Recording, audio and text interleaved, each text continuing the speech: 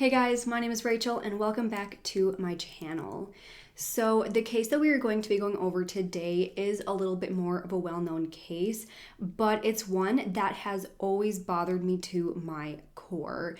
It involves the disappearance of a child, which is always so incredibly hard to talk about, but it is important to keep the discussion going. Even with all of the media and the public attention that this case has gotten, it's still so important to share his story and keep his face in the public eye.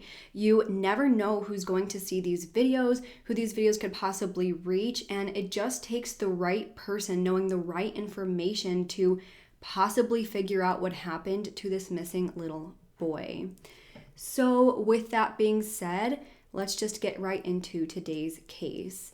Today, we are going to be talking about the unsolved disappearance of Kyron Horman. Kyron Horman was born September 9th, 2002 in Portland, Oregon to his parents Desiree Young and Kane Horman. Now, Kyron's parents were married but actually got a divorce right before he was born. But the two did have shared custody until 2004 when Desiree was unfortunately diagnosed with kidney failure that needed extensive medical attention. She spent a significant amount of time in the hospital, so she wasn't able to provide the care and attention that Kyron needed. So Kane actually took over as a full-time parent and was granted full custody. But either way, Desiree did her best to be as active and involved in Kyron's life as humanly possible. Now, while Kane and Desiree were in the middle of their divorce, he met another woman named Terri Mountain. The two started dating and got married in 2007 in Hawaii. Terri also had a son from a previous marriage, James, who was a teenager by the time her and Kane got married. Terri had been a part of Kyron's life pretty much since he was born, so she loved him and helped raise him as if he were her own. In December of 2008, Terri gave birth to their first daughter, Kiera. But this pregnancy was not easy, to say the least. After giving birth, Terri started suffering from pretty bad postpartum depression, which put a giant strain on the marriage. As this was going on in Kane's life, Desiree moved to Medford, Oregon, which is a 4.5-hour drive from Portland, and got married to a man named Tony Young.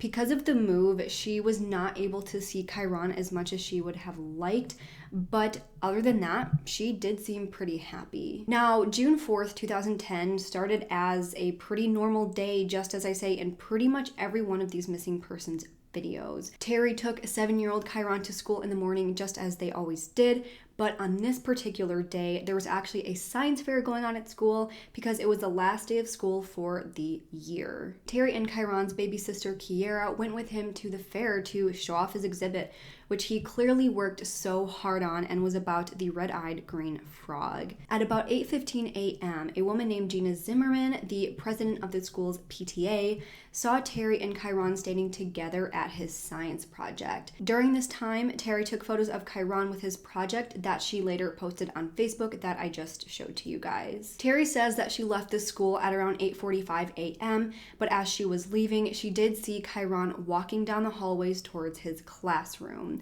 After leaving the school, Terri went off to run some errands. She went to a Fred Meyer grocery store, which is about 7 miles away from the school, until about 10:10 a.m. She said that she went there to buy ear medicine because Kiera had an ear infection. It was confirmed that she was at the store when she said, because she was seen on surveillance and had a receipt from 9:12 a.m. that showed that she did purchase something from that store.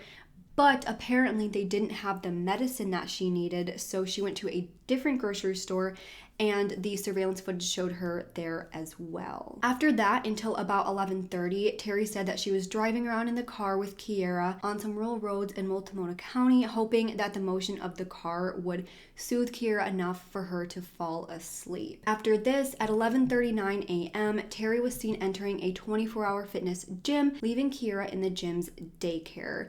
She was there for about 40 minutes, so until about 12:20 p.m. before leaving and driving home with Kyra and returned home about 20 minutes later. At 1:21 p.m., Kyra got home and uploaded the photos that she took of Kyron at the science fair, which showed him standing next to his exhibit. At 2 p.m., Kane got home from work.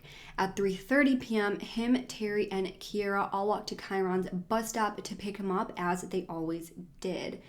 However, on this particular day, the bus showed up to the bus stop, but Kyron did not get off. Of course, they spoke to the bus driver, who told them that Kyron actually didn't even get on the bus that day. They then called the school to ask where he was, and this is when she was told that he actually hadn't shown up to school at all and had been marked absent at about 10 a.m., which is when school would have started that day. Which is just so frustrating to me. With so many of these cases where a child goes missing, the school fails to inform the parents that their child is absent when the parent never called them out.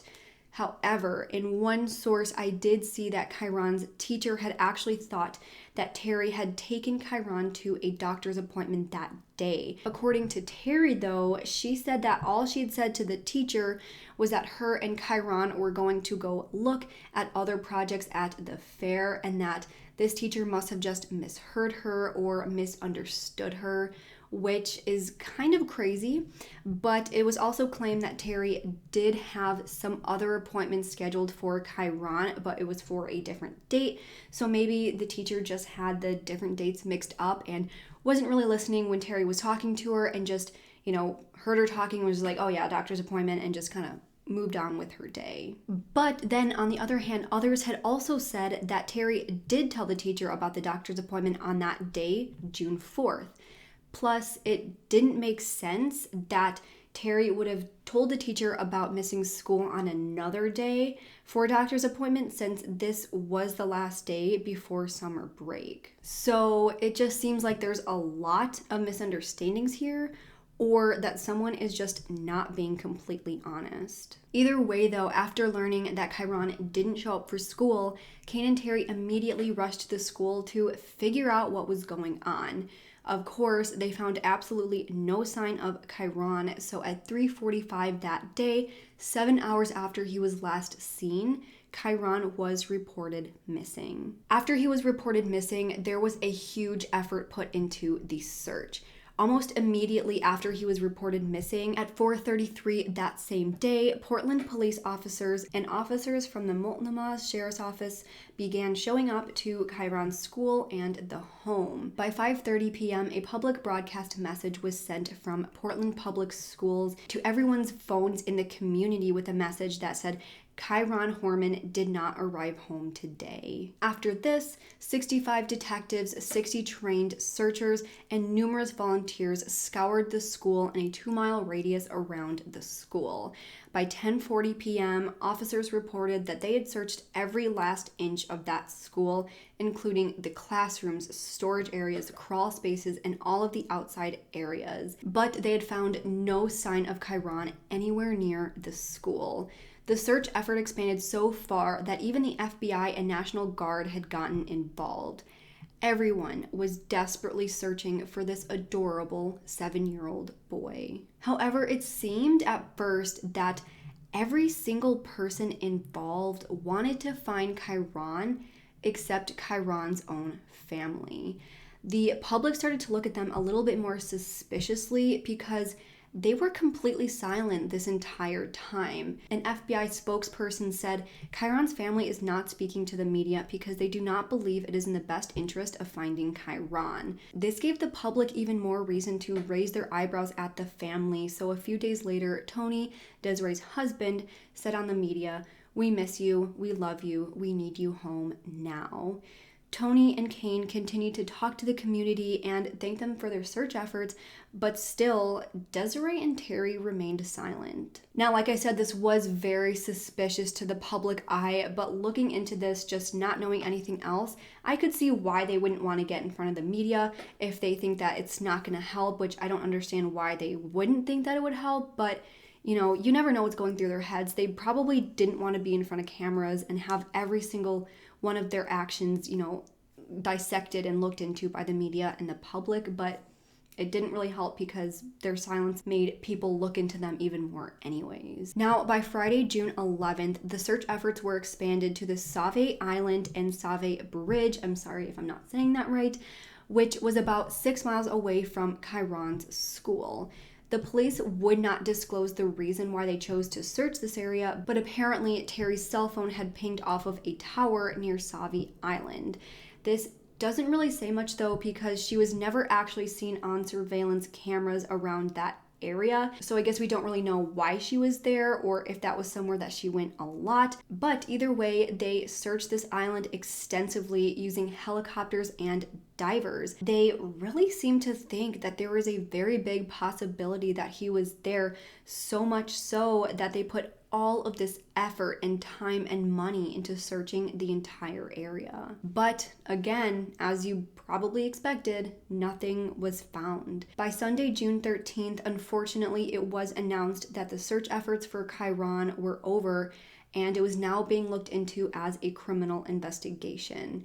They posted a reward of $25,000 for anyone who could provide any information on Chiron's disappearance, and by the end of July, that reward grew to $50,000. Now, as you can probably tell by now, a lot of people believe that it is very possible that Terri did have something to do with Chiron's disappearance, and there seems to be a lot of information pointing towards that conclusion. Now, let's go over the strange things that were discovered after the disappearance. Now, in the days after the disappearance, it was discovered that Terri had actually been texting with someone about what happened that day. Quote, "I left the school at 9 and he was seen with a man chaperone and 2 girls after I left. There were no men on the chaperones list." But those at the sheriff's office just thought that this was yet another attempt of creating an alibi for herself. They said that first it was a doctor's appointment, now this mysterious male chaperone. It seemed like while everyone was searching, Terri was just talking to her friends about what could have happened instead of helping and trying to figure out what really happened. Next, between the days of June 4th and June 25th, Terri took 2 polygraph tests and failed both. Now, we know that polygraph tests are not always the most reliable and don't necessarily indicate guilt 100%, just like I say in every single one of my other videos. And Terri said that she wasn't able to hear the questions properly during the test and was very surprised when she was told that she failed. She was insistent that she was telling the truth. And I also want to mention that, again, as I say in every one of my other videos, you never know what your body is going to do when you're going through such a stressful time.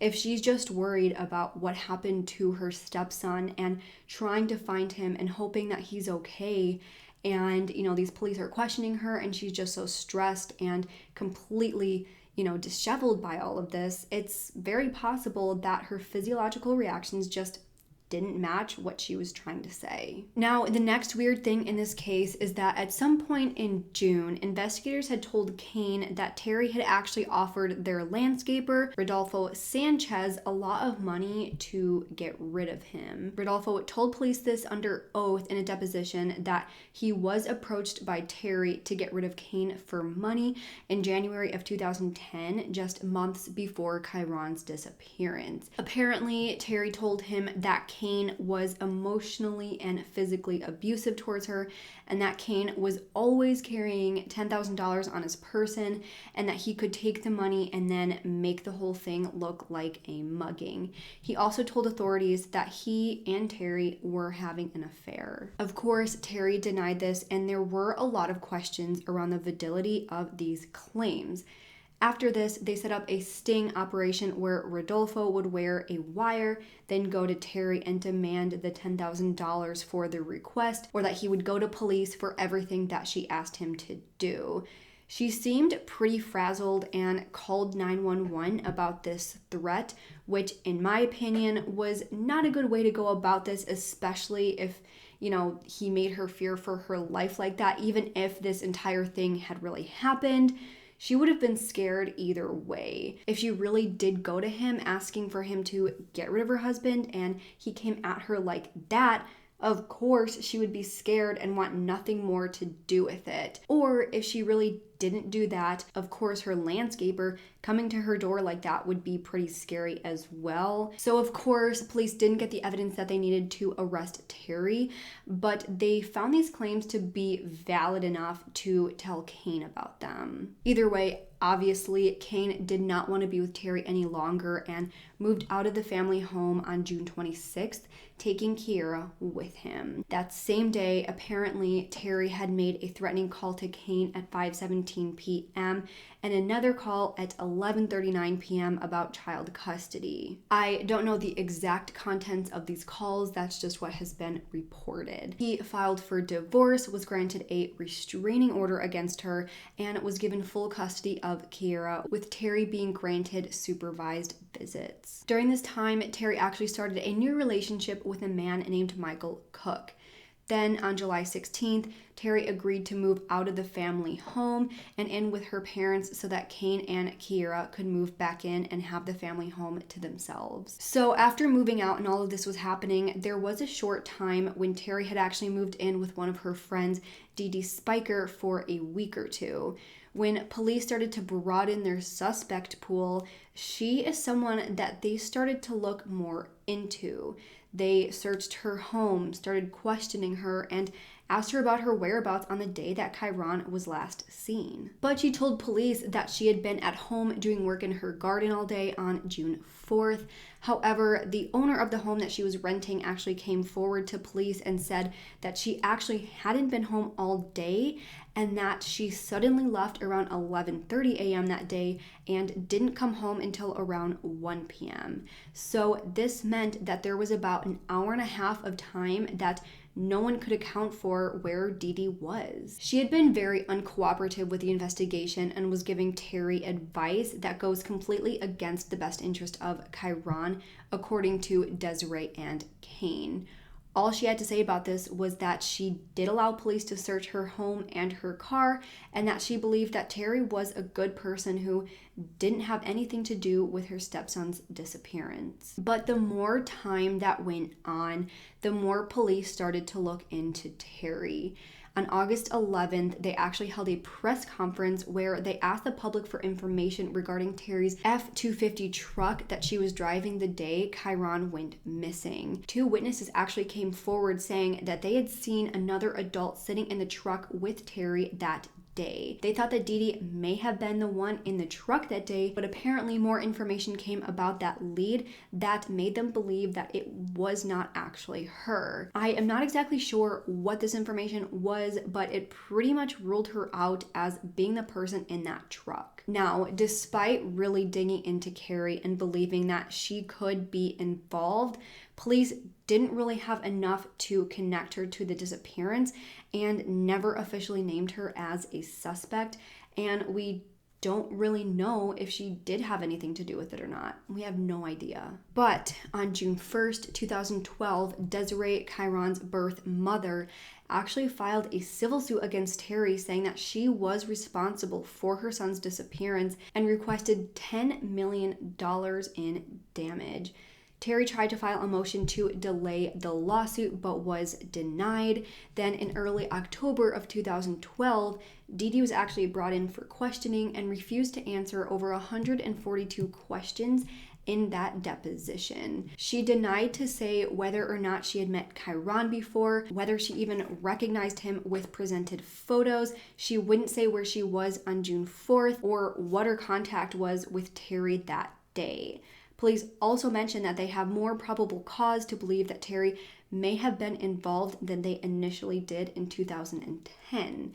Because of this, Desiree actually dropped the civil suit so that it would not interfere with the ongoing investigation. So that is pretty much all of the information I have on this case so far. So now let's just get into the theories. So the first and most obvious theory is that Terri is responsible for Kyron's disappearance. Terri was the last person to be seen with or who saw Kyron that day, saying that she saw him walking down the hallway towards his classroom when she left, but no one else seems to have seen him after he was with Terri. Now, according to some of Terri's friends, Terri had actually been upset with Kane for quite a while before Kyron went missing, because in February of that year, Kane had made James, Terri's older son, move out of the house. Apparently, the two just did not get along. We also know that she had some sketchy texts and behaviors right after he disappeared, possibly tried to pay off a landscaper to get rid of her husband, and one of her close friends, Dee, seemed extremely suspicious. So, one theory within this theory is that she was so upset about Kane making James move out that she got rid of his son, Kyron. I personally tend to think that this is not a very reasonable motive, but if you think about the fact that she was suffering from postpartum depression at the time, plus her marriage was struggling, if you add him kicking him out on top of that, it could have caused her to go completely out of character and do something dramatic. Now, I don't want anyone to think that I'm painting postpartum depression or any sort of other depression for that matter as something that can make people do bad things, or that it's such a severe mental illness that makes you, do uncharacteristic things and, harm people.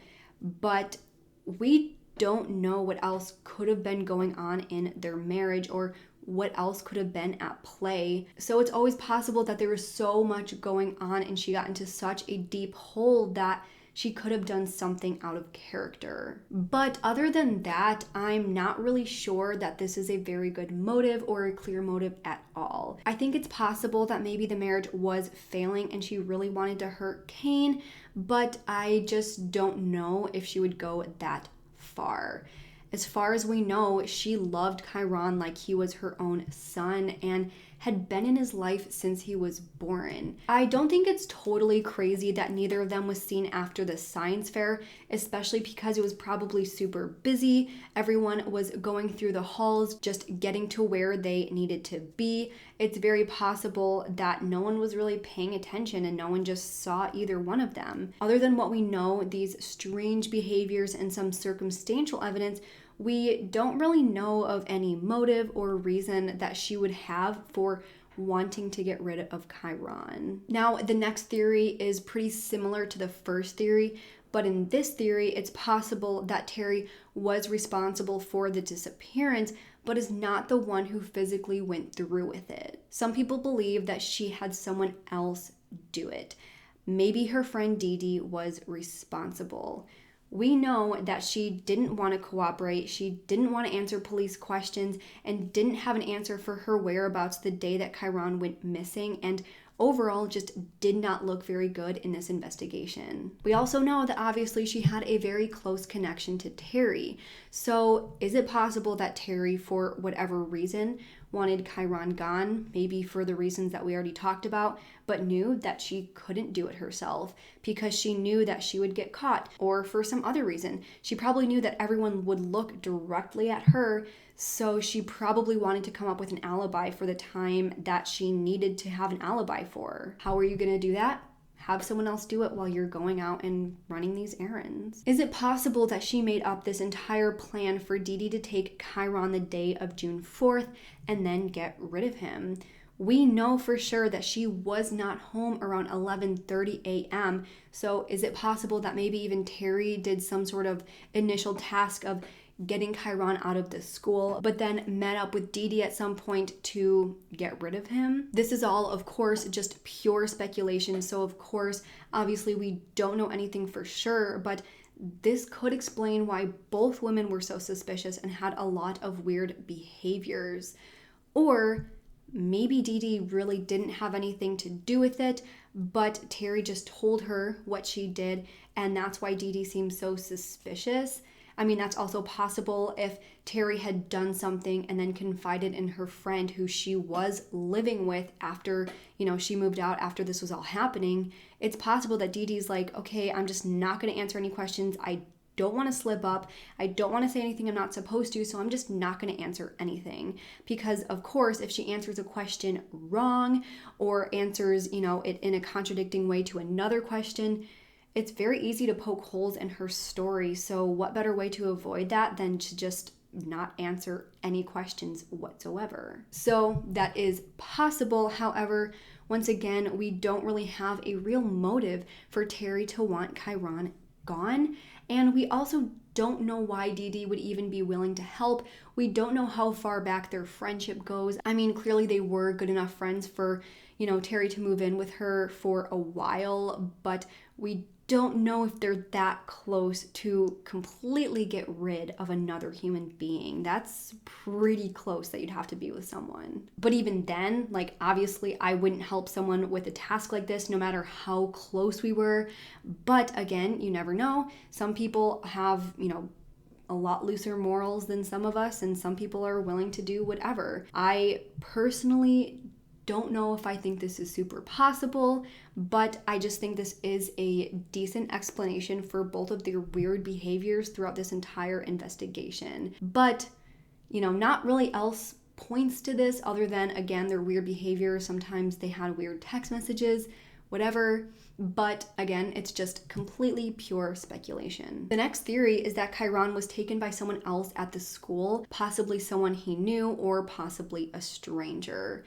So I do want to mention that according to Kyron's mother, Kyron is a very timid little boy. He's not very adventurous and would not go up to a stranger willingly. So his mother does not think that it's very likely that he went off with a stranger, but it is possible in the midst of all this craziness of the science fair and all these people in the hallways, all this craziness of everyone trying to get to where they need to go, that someone was able to gain his trust enough to take him without anyone noticing. Again, just like we said with the Terri theory, it's possible that just no one was paying attention and no one saw anything. Maybe some sort of stranger saw him and convinced him to come with, and that's how he disappeared. Maybe it's a stranger that, Kyron may have seen, like some sort of staff at the school, like a janitor or, whatever else that he might have seen. And, this person just convinced Kyron to go with him, and he was at least familiar enough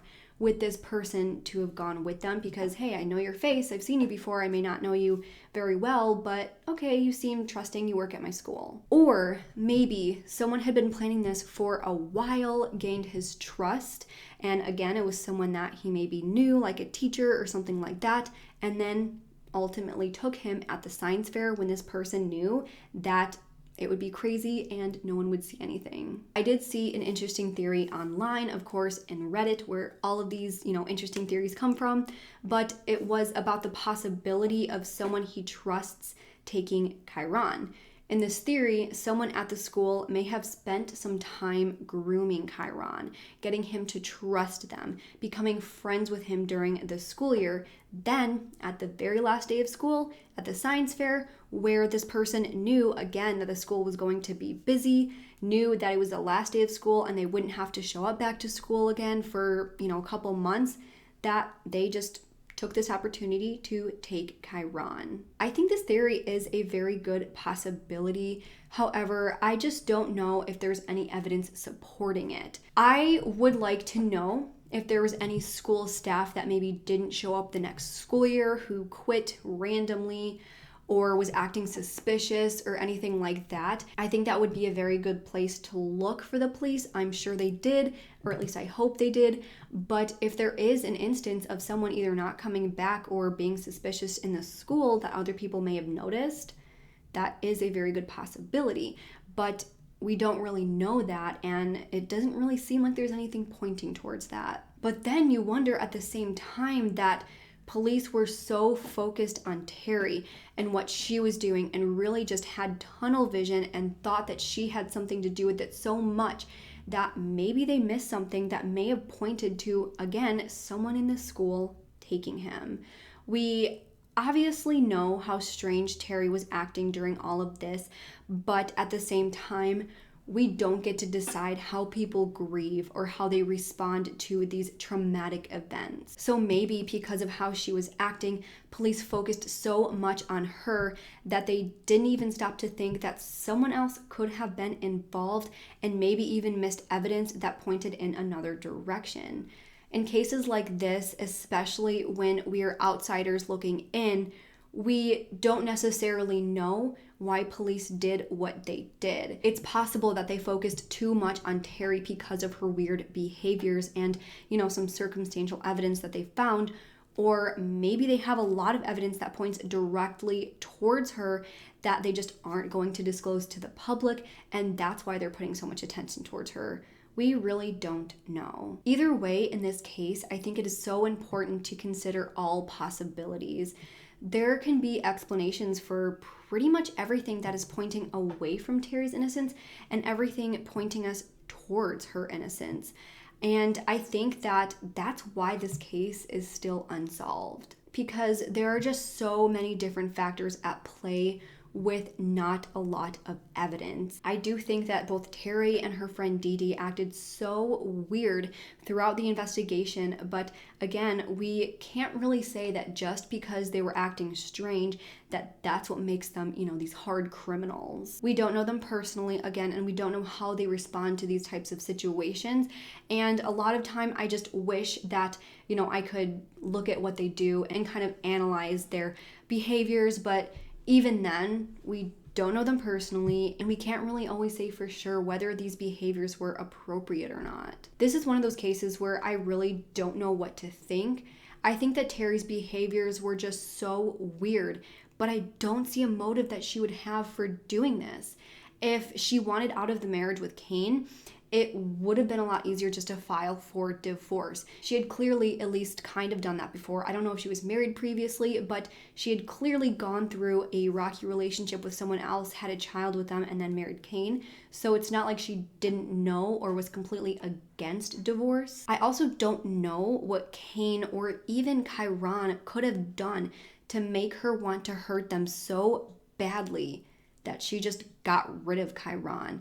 I don't see what she would have done to hide Kyron so well in such a small amount of time, from the time of the science fair to the time that she was seen on surveillance, that she would have time to do what she did and then hide him. In reality, she only had about an hour and a half of time. That is not a lot of time to hide someone so well that even 9 years later, that he was never found. It's possible that she did take him and give him to someone else, maybe Dee Dee, who had been hiding him ever since, but I just feel like if he was alive and was hiding with someone, that we would have seen some sort of communication by now. He would have reached out to his dad. He would have tried to get in contact with someone by now. As far as we know, Terri wasn't in contact with anyone out of the ordinary before the disappearance. Maybe Dee Dee had connections that helped Terri give him to someone, but still, I think investigators would have seen somewhere that they were talking to someone. I don't know, but they did search Dee Dee's home, so I figured they would have found some sort of evidence of that. If someone at the school had taken him and done something to him, I actually could see how it would have been hidden for so long if police really did have that tunnel vision and were focusing so much on Terri. All the media talked about was Terri. All the police talked about, really, as far as we know, was Terri. So if someone completely different had taken Kyron and was holding him or got rid of him, I could see how they would be able to do so as police were focusing all of their efforts in another direction. I'm not saying that this is what I think happened by any means, but I do see how it's possible. Either way, at the end of the day, we have absolutely no idea what happened to this poor little 7-year-old boy. It's been 9 years since his disappearance, and at this point, he would be 16 years old.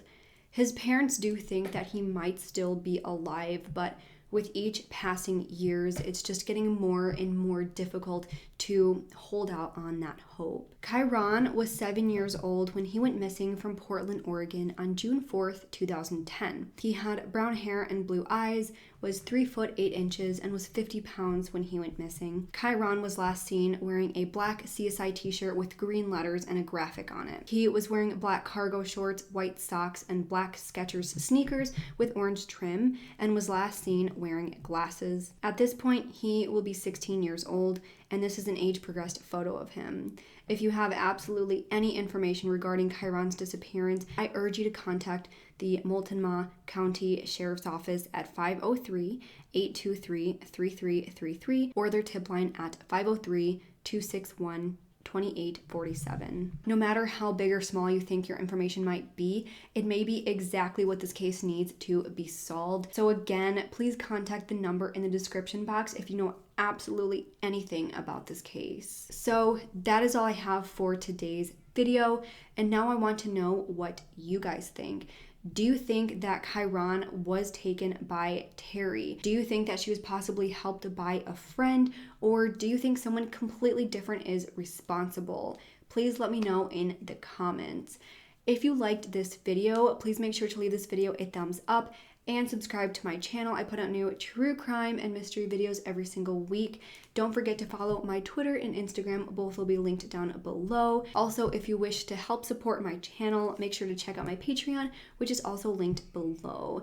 If you have absolutely any case suggestions, please make sure to email them to me at RachelShannonCases@gmail.com. Every single case that I cover is a suggestion directly from that email, so please do not hesitate to send your suggestion over.